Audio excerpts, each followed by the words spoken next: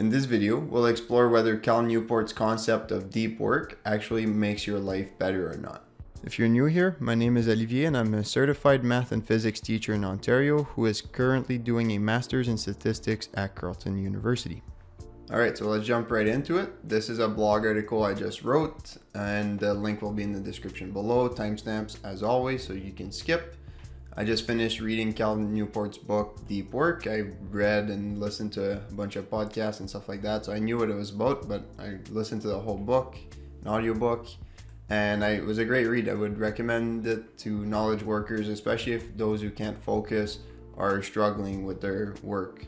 And the author defines deep work, that's the thesis of the book, as professional activities performed in a state of distraction-free concentration that push your cognitive abilities to their limit. Those efforts create new value, improve your skill, and are hard to replicate. So that's the official definition from the book. But the thing I want to test here is whether, because the author concludes the introduction with the statement that a deep life is a good life. So that's the thing that we're going to test here, is whether a deep life is a good life. So there's many things we could do, but the first thing we can do here is we need data on depth, how much deep work hours you do in a day. So the author recommends to track those anyways. So I just set up this little Google Forms with 3 questions: today's date, the number of deep work hours, and technically I added the third one, which was just session notes. So if there's something that made me work well or made just thoughts on the work session, I can write them there. But really we could do with two questions, right? The date and the number of deep work hours approximately. But then that's to measure depth, but then to measure how good your life is, that's a little bit tougher. So luckily for me, I've been using Daylio to rate my mood. I've been doing that for over 1,000 days. You should see a video appear in one of the corners. I personally like that video. And so I've already been tracking how good my life has been. So to test whether a deep life is a good life, we now have 3 pieces of information, right? The day, how many deep work hours I've done that day, and how I rated my day on a scale of 1 to 5. So what you see on the screen here is the 47 days I've tracked my data. It's from November 21st, 2021 to January 6, 2022. And each dot is an actual observation. So on the x-axis, what we have here is deep work hours per day, right? So that's on the horizontal, and on the y-axis, the vertical, you have daily subjective mood rating from 1 to 5. That's using the Daylio app. And 5 is a good mood. That's why at the top you have green colors and at the bottom you have red colors. So just from this, you don't see a clear trend, right? Like, it's not like the more you do, the more deep work hours you do in a day, it's not like you get more satisfied with your day. So there's not a clear trend, but we can add to this chart by adding the following things. So this horizontal line here, I'll just do the laser thing. So this horizontal line is my average mood. It was like 4.02 out of 5. So that's pretty good in this 47-day sample. My overall mood since 3 years ago, I think it's around 3.7. So I've been happier, but keep in mind there's also been the holidays and stuff. And then the average number of deep work hours I do in a day is about 2.25, something like that. So I do a little over 2 hours of deep work per day. And honestly, that's pretty good. I'm satisfied with both. I'm very satisfied with the mood, and I'm very satisfied with the number of deep work hours. Anywhere between 1 to 4 is, I think, sustainable and realistic, and enough to get you. It's been enough to get me the results I want. Now, the curvy red line that you see here is kind of the smooth trend of these dots. Keep in mind that there's no clear trend, right? So the variation that you see is hard to pick up. You might do some inference that, for example, my peak is at somewhere around 2 point something hours, about my average. That's when I peak in mood.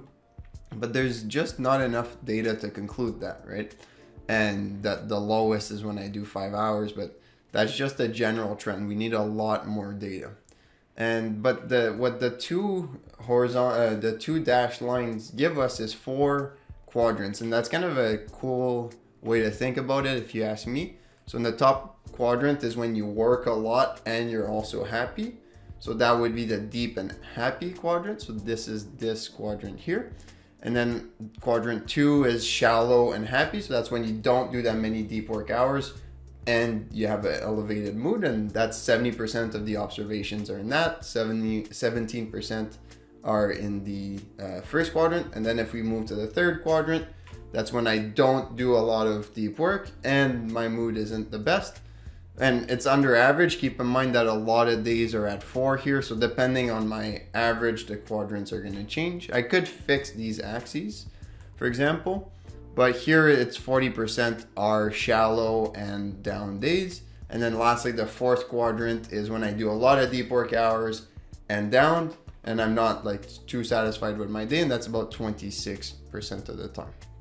So there's not a clear trend that indicates that more deep work makes me happy. However, it's very important to keep in mind that Cal's claim wasn't that more deep work makes you more happy. It's not like there's a linear relationship between deep work and happiness or life satisfaction. The claim is a deep life is a good life. So what I'm gonna try to do next is look at the days that I did deep work versus the days that I didn't do deep work and see if there's a difference in mood. So just group them into 2 groups. And instead of the days with just 0 hours, I'll do, if I did anything less than 30 minutes of deep work, then I'll say that those are shallow days. And then the days with more than 30 minutes, I'll say that those are deep days. Because if you do less than 30 minutes of deep work, it's hard to really create anything worthwhile, but it does happen. It's more about being like distraction free and all those things. So it still qualifies as deep work. So anyways, when we look at the 47 days, what you see is that you have 35 deep days out of the 47 and 12 shallow days. So when you add those, they give you 47. So generally speaking, there's more deep days than shallow days. That's good. I'm happy with that. And the average mood for deep days is 4.05, while the average mood for shallow days is 3.96. So that is support for Cal's claim, right? The deep days have a little bit of a higher mood. Now, is this difference statistically significant? Is it a big enough difference between the 2 groups to be like, okay, we're 95% confident that deep work is better for your mood than shallow work? And the answer is no. The p-value for the t-test is quite large. It's 0.73. Yeah, so if it's less than 0.05, usually in practice we'll say like, yeah, we can be 95% confident, but the p-value is quite large. There's a lot of variation in the 2 groups, and the data is not clean, and that's not surprising given that we didn't see a clear trend between the 2, right? There's not a big difference. And the mood standard deviation is just how much it varies. It varies more on the deep days than on the shallow days. But again, there's not that much data, and we can't extrapolate too far and make our conclusion. So it's not like a hard no. It was like Cal Newport isn't wrong for sure, but so far with the 47 days, there's not enough evidence to conclude that he's right. And keep in mind, this is just for me, right? So you can't extrapolate an n equals 1, just one person study, to everyone. So far in my sample, there's not enough evidence to conclude that he's right. But what I can tell you is that from the definition of, let's scroll up here, it says these efforts create new value, improve your skill, and are hard to replicate. Well, last semester when I did apply the deep work principles, it did improve my skill. I was able to create new value, which was hard to replicate. So far it's been a very pleasant and meaningful experience to do some deep work. Let me know your thoughts in the comment section below. Hope you've enjoyed this video. Make sure to check out the other videos appearing on the screen that were made exactly for you.